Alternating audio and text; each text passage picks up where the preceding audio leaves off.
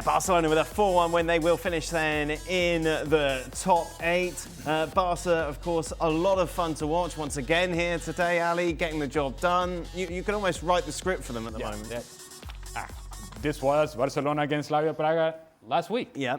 And this is Barcelona. This is who they are. If you haven't seen Barcelona play this season, this is who they are. They'll give up goals, but they'll create chance after chance after chance, and eventually they have too much in the attack. But if you're able to threaten and take advantage of the opportunities that you can create against Barcelona and trouble them defensively, you will get your goals. It's whether you can defend against Barcelona. Copenhagen hung on as long as they could in the first half, once the second half started, and that early goal changed everything. Then it was all the momentum with Barcelona. Lamine Yamal, once again, excellent, particularly in the second half. Jurgen, I know you know Hansi Flick well. Is his health going to be able to cope with Barcelona doing this to him every single match? Oh, he loves that. I mean, he loves that. He always says, I want to score one more goal than the opponent. That's it. If it's 4-3, 5-4, or 6-5, doesn't matter to Hansi Flick. No, it's his philosophy. It's his. He takes those risks. He knows that he takes those risks, and obviously it's to discuss. A lot of people say you cannot do that, but he moves forward with his philosophy, and he wants just to play attacking-minded football, and he takes the risk of conceding constantly counter-break goals from the opponents. But he still ends up winning the games. It's great. We shouldn't complain, should we? No, exactly. No. Because watching Real Madrid can be a chore at times. Yes, yeah, and I mean, he's taking these players, and he's basically saying to them, "Go out there and express yourselves." And also, but is this going to bite them in the bottom? Well, like it did against Inter in this. Well, it could do in the Champions League. I mean, it might do in La Liga. I don't know. Less likely to do in La Liga, but I think it could do in the Champions League. I mean, I don't want to be too harsh on him, but I don't think Gerard Martin's getting in many other teams in La Liga. Certainly not in the top half. And yet here Hansi Flick gets a tune out of him at centre-half and at left-back when he needs to be. And what he's done with Eric Garcia is just fantastic. Eric Garcia is nothing more than a squad player, really, at most. He plays right-back, he plays centre-back, he plays centre midfield. For all the stars that Hansi Flick has, it's people like Eric Garcia that are worth their weight in gold for a manager like this, because he can go and do a job in any position. So, yeah, I mean, defensively, it's like, I don't know. It's like throwing a dart. It's like throwing 100 darts at the dartboard. I don't know how many are going to hit and stick and stay on there. You just don't know, because they're not going to change. They're going to be a huge threat going forward. Right, you got Ferran Torres to come back fit. They got Pedri back, I think, in 3 or 4 weeks, so he needs to stay fit. You got Lewandowski will probably go back to the bench. That's a big hitter to come on. They have so much going forward with Fermin Lopez as well, who's been in great form. But the big conundrum is what the hell is going to happen with the back four. How old's Piqué and Puyol? Are they too old? I think so, Stephen. Yeah. That's a shame. Well, we get Stevie Nicol back. That's a shame. Maybe Reece James could go there and play. Just a reminder, of course, Barcelona in action this weekend, live on ESPN Plus. It is turning into quite the title race, isn't it, in Spain? That's the late game on Saturday away against Elche. Early start for Real Madrid against Rayo Vallecano. 7 o'clock, Ali, in the morning, Eastern? Yeah, I'll be here. Good man. We'll, of course, be taking you through all of those games live here on Plus. Harry Kane then with the winner, Bayern 2, PSV 1. Bayern would finish second then overall for a preferred draw when it comes to the round of 16. There is so much talent up front that Vincent Kompany is going to have, obviously, on hand with Musiala back, Jurgen. It's going to be interesting to see how that plays out, obviously, between now and the end of the season, and whether or not Bayern can do it outside of Germany and make it all the way in this competition. Yeah, there's a lot of excitement at the moment in Munich. I was just there last week, and people want this Champions League so badly because they didn't make it to the final last year, when it was in their own stadium. It is huge excitement also for the combination, obviously, for Lennart Karl and Musiala coming back now after his brutal injury that he suffered in the Club World Cup. And seeing them both on the field was really exciting, and the combination that they had, for the first goal there, coming off the young kid, Bischoff going forward into Karl passes on to Musiala. This this is what, you know, the entire nation basically is watching and is asking, is this Leonard Carl kid 17 years old? Is he going to the World Cup in the summer to the United States? This is the big discussion in Munich or in Germany in general. But having Musiala back is huge.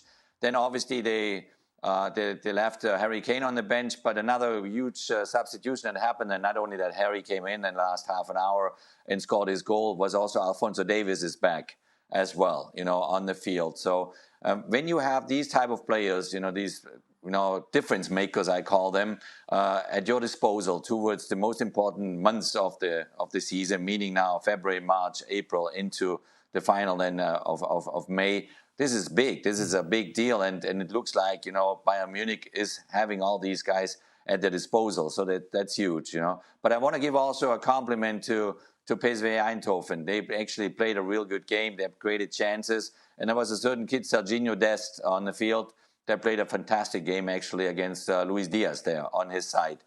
So that's another good news for the American national team, the U.S. national team, that they're doing their job there in Europe. And it was an enjoyable game to watch. You got to look at Harry Kane, haven't you? I mean, as well. He's in his early 30s now, I believe. He played for a team in Tottenham, obviously, that weren't always the team at the top, but scoring goals for fun, scoring great goals, dropping back into midfield, playing great, just an all-round player.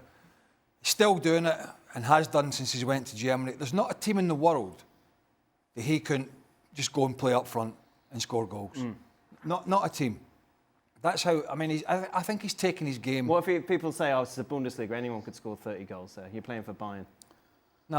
Lewandowski scored. No.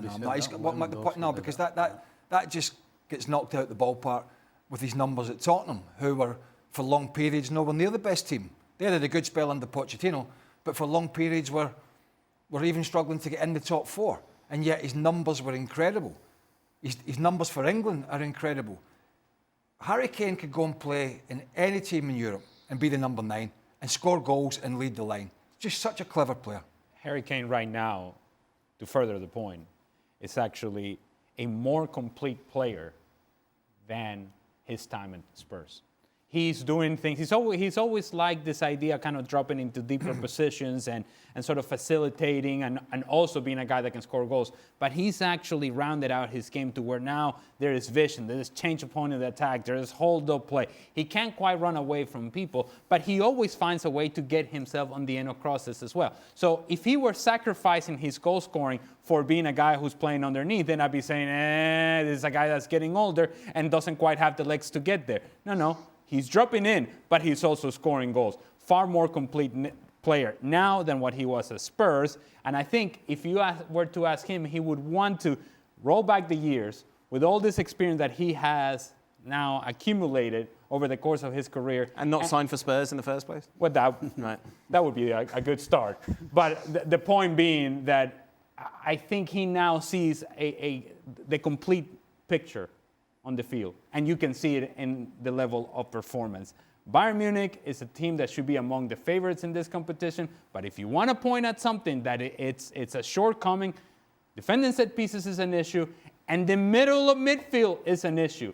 Beyond Joshua Kimmich, the question of Goretzka and Pavlovic is going to come up time and time again, and that's an area where they can be exposed once they play against teams like Arsenal, like Barcelona, PSG, those teams that can have control of the midfield. I don't know that Bayern Munich has enough there. Is that a concern for you as well, Jurgen? Yeah, no, that's definitely a discussion to have. I mean, that's where, they're vulnerable. They're vulnerable at set pieces, at corner kicks here and there. And this discussion, in defensive midfield has always been a part of our talks over the last couple of years when we talk about Bayern Munich. But I just think that this team now is so mature and is so driven and has so much quality that they definitely are among the top 4 in Europe, and the path of Harry Kane is just a wonderful story to follow, because he became, as you said, a absolute complete player, but also a fantastic leader. He guides these young Musialas, Karls, Bischoffs, and all these younger players. He feels like it's almost an obligation for him to tell them what to do, how to do it. And so he really kind of enjoys his time there at Bayern Munich.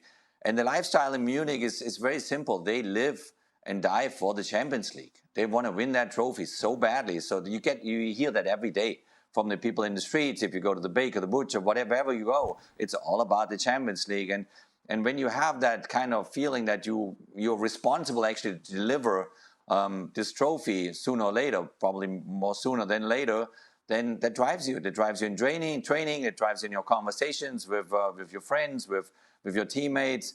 And I think Harry Kane is enjoying that. You know, he knows what is expected from him. He delivers it in an incredible way. And if he's able to fulfill his dream and wins the Champions League at the end of this year, then you obviously go with very, very kind of large shoulders towards the World Cup and play for England. Yes, and lift the World Cup, Jurgen. And hopefully have a quiet summer. Germany in the final. Might be wonderful. Just a small injury, nothing serious. You can see England's mightiest, victorious captain. Can you picture Jurgen, by the way, walking into the butcher shop? I can make it. Butchers, bakers, the whole shebang. Candlestick makers. Candlestick makers.